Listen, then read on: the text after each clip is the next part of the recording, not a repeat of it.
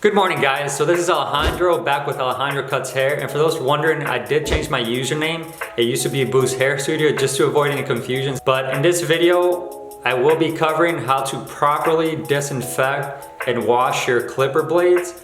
I'm going to be showing you how to remove it, how to properly put it back together and zero gap it. I hope you guys enjoy this video. If you do like it, make sure to like it, subscribe, share it. But anyways, let's just jump right into it. Okay guys, so I'll be doing this procedure on my Babyliss Pro clippers here. As you can see, they're a bit dirty, and honestly, I cleaned them not too long ago. I just used them to cut my beard the other day. So it's not gonna be a dramatic difference, but I'm gonna show you how I do it. And I do this at least twice a week. So you can see it's just it's dirty, but not too dirty, I won't lie. Let's be honest here. You see that hair inside, we're gonna get that out as well. And we're gonna start off by, I'm gonna be taking off the screws here on my clipper. Now, you don't have to do this, but the reason I'm doing this is just to show you guys how dirty it is inside. And you do not want this hair to just build up there over a long period of time, because eventually it will build up bacteria. Your clients are gonna be breaking out, people are gonna be suing you, it's just gonna be a mess. So let's try to avoid that. But I'm just showing you guys how dirty it is so we can compare later to the before and after.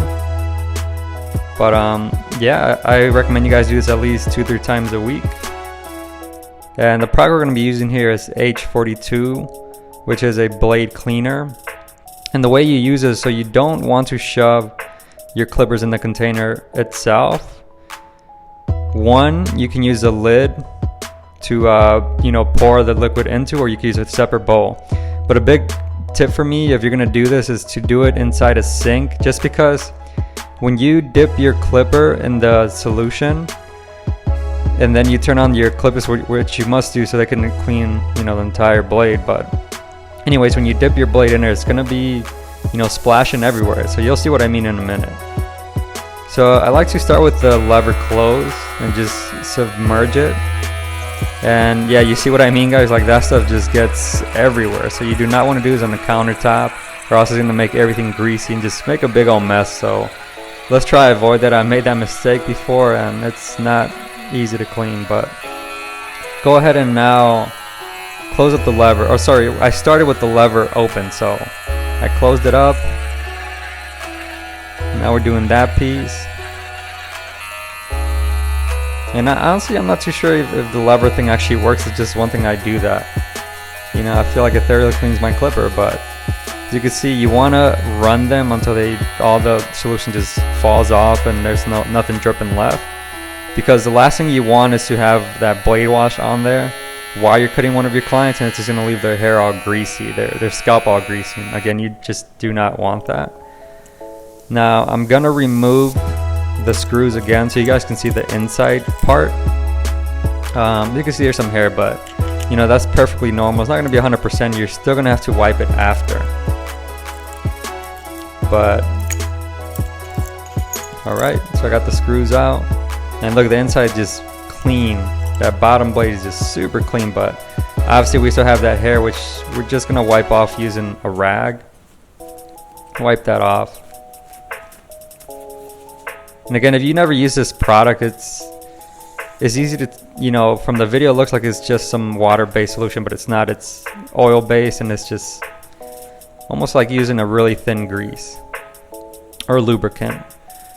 But now, as you can see, it's just, ready to go. And again, you'll see a couple hairs, but that's perfectly fine.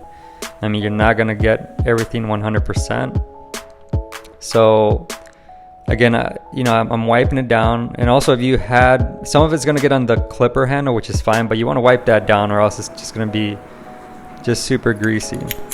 Now in this scene, I'm going to show you how to zero gap your Babyliss Pro.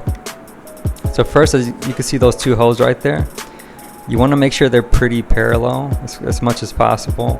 That's going to tell you that's even when you do both holes. So we pop the screw in there. But we do not want to fully tighten it. Maybe a 50% tighten would be alright. And again, make sure you align the other blade pretty parallel. and then you throw the screw in. But you don't want to be too perfect with the holes right now, because you are gonna have to make some minor adjustments after you tighten the screws. And again, don't 100% tighten it yet, because we're gonna make adjustments.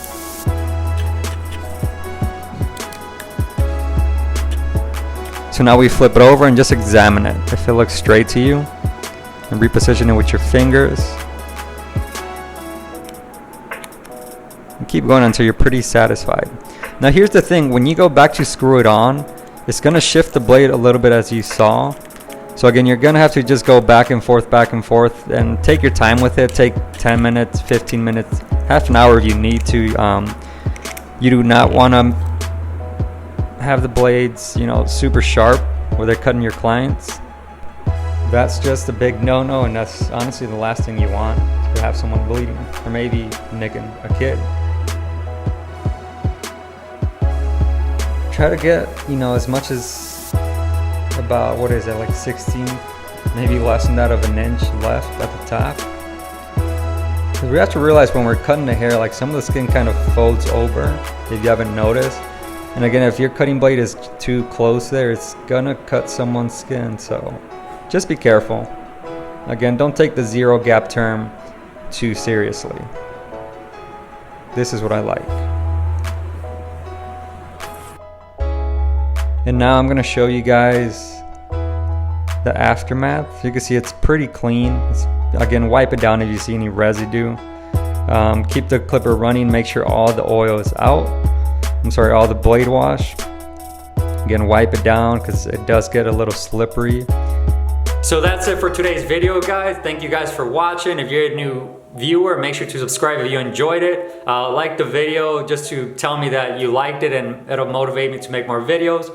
Drop a comment if you have any comments, concerns, or questions. Feel free to ask. I'm more than happy to help you guys. But again, thank you guys for watching. I'll see you guys in the next video. Take care.